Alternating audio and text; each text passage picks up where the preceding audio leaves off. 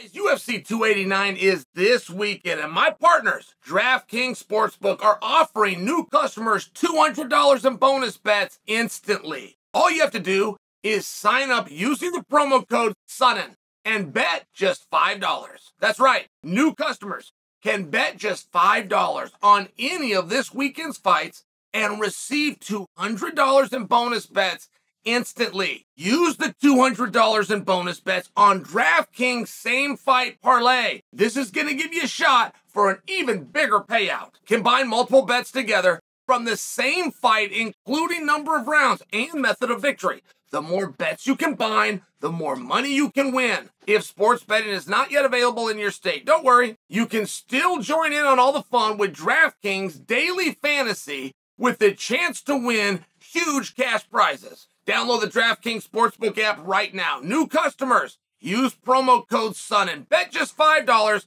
on any wager and get 200 in bonus bets instantly. That's promo code Sonnen only at DraftKings Sportsbook.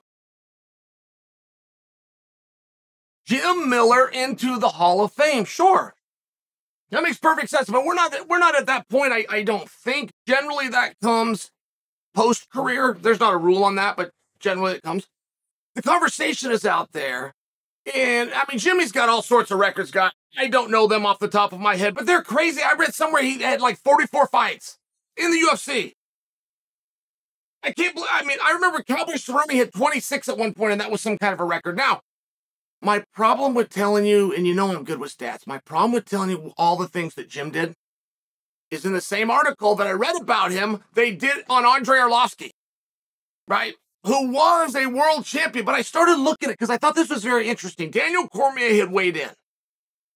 And I can't imagine a time where I would say I was disappointed in Daniel Cormier, unless I was attempting to be dramatic.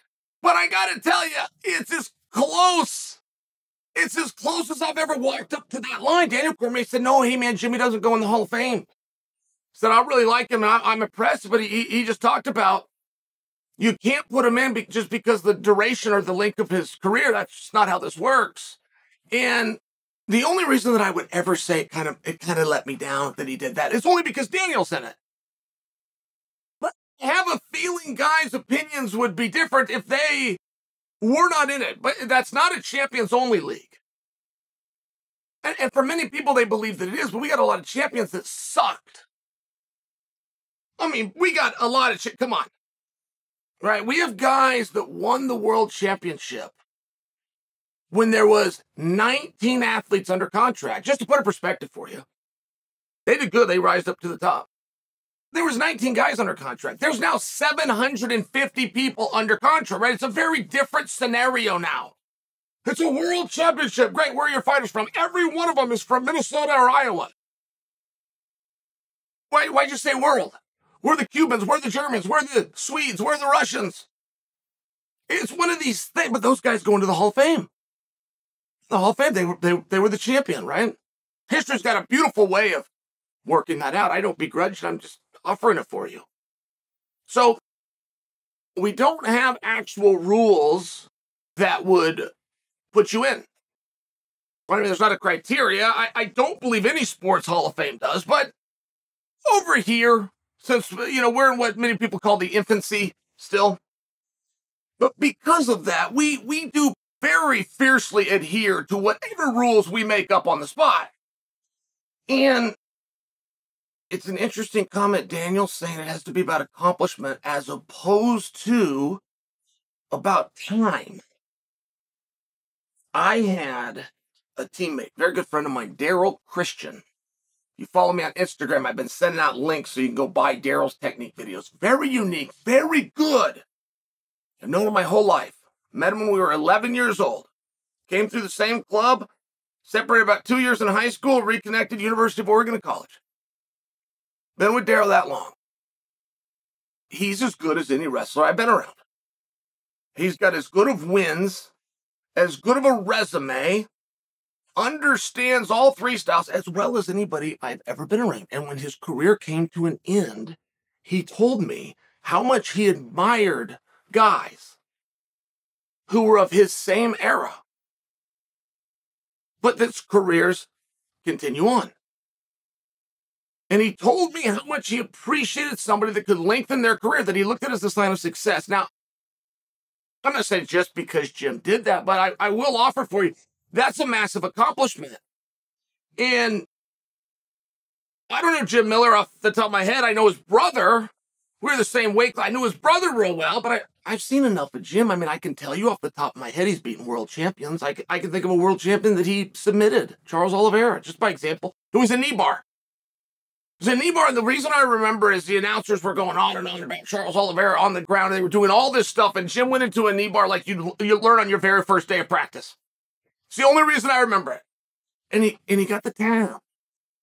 And I do think that matters. I think that matters a lot. And maybe I'm doing what Daniel's doing, but in reverse. Maybe Daniel has gotten to a little elitist club, but he's trying to keep the numbers down. But maybe I'm doing the same thing. Maybe I didn't get to that same elitist club. Maybe I never was world champion, but I fought 11 of them at 3 different weight classes, and I beat 8 of them. But I bring that to you because Jim's beating world champions too, right? If you beat the guy, but you don't beat him on the right night, you're going to hold that against somebody. So now you got to be good at the politics. You got to be good at the politics with the social media, with the everything that goes in to just getting an opportunity to be showcased. Then you got a whole nother level for that opportunity to be a main event. And then you have a whole nother level if you learn how to go get yourself a world title fight. I'm just suggesting for you that, yeah, I think that those skills are what matters. I think that's what the Hall of Fame is. I don't think it's just resume. And there is no better way, and this will be met with controversy, this statement, but there's no better way to know who the best is than to count money. There are some sports that will crown their world champion. Take rodeo, by example. My father grew up in rodeo. Had a belt buckle. He was a true cowboy. But rodeo, you guys watch the national finals and you watch all these things that come out of Vegas and UNLV, and there's like 8 days and they're doing it, and they'll tell you could get bucked off before you even hit 8 seconds in that event and become the world champion. A lot of people don't understand this. They think that it comes down to that event, like the Olympics come down to the Olympics. It's not like that. They will do it over the course of a year, and whatever cowboy made the most money is the world champion. It makes a lot of sense. It does. It makes a lot of sense, right? You have everything into one day. Well, there's a lot of factors that go into that. I mean, you wake up with a cold. What are you supposed to do? You have an act of God. You have an injury. It's one of these things. You're the absolute best, but not for that ride. So rodeo just had a way to fix it. They just took the entire year and they counted up money. And I bring that to you. I have a hard time thinking I've read this article right and that Jimmy's had 44 fights. I mean, that just seems like a ridiculously high amount, particularly when I know that Cowboy Cerrone had records at 26. Now, they were different, but I'm just sharing for you, even without knowing the number, we're anywhere between 26 and 44. We're talking about a lot of money. We're talking about a lot of money. And those things do matter. Kevin Nash is who influenced me on this topic. Kevin Nash got involved in a conversation about who the greatest pro wrestler of all time is. And you guys talking about Dean Malenko and Rey Mysterio, and they can come over the top with a Hurricane Corona off the back when the referee's looking this way, and drop an elbow right through a steel folding chair while the valet is holding your socks. I mean, it's one of these things that Nash goes, no, this is a business. It's not a sport, so don't bring up the techniques to me. Don't be a mark. This is a business. So the best is whoever made the most money. That is Hulk Hogan. This is what Nash said. I believe that was followed by Austin, and if I have that wrong, it was followed by The Rock. Rock, Austin, Hogan, but not in that order. Hogan was on top. It was an excellent point. So I think that there's a lot of factors that you could look at. Jim's ability to extend his career, sure, but Jim beat those same guys. Jim has those same skills. He might just not have gotten those same opportunities. You understand, in this sport, very few guys know what game needs to be played to get X, Y, or Z done. Very few guys know that is a thing. Then when you get that upper echelon of guy that generally doesn't figure out himself, but he's got access, right? He's got a manager, he's got a trainer, his dad's been following it for for 20 years, whatever it might be, where he can get or gather the information needed to start to make those moves. You then have a guy with the courage and or ability to actually execute. I'm just sharing with you, it is a very small group. There is nothing that I'm aware. I'm not picking on Charles Oliveira, by the way. I know it's a name that you guys will recognize. I know that it's a name that likely is going into the Hall of Fame. But it's also a name that doesn't have near as many wins, near as many fights, near as many submissions, near as many bonuses as Jim Miller. So I think that those things start to be interesting. And as much as I know Daniel and some of these other guys would really like to keep everybody, I do understand that. And that would not be without cause if that were the precedence. But it's quite the opposite, isn't it? Because there was something called the Ultimate Fighter Season 1, and every single one of them went in. Every one of them went in the Hall.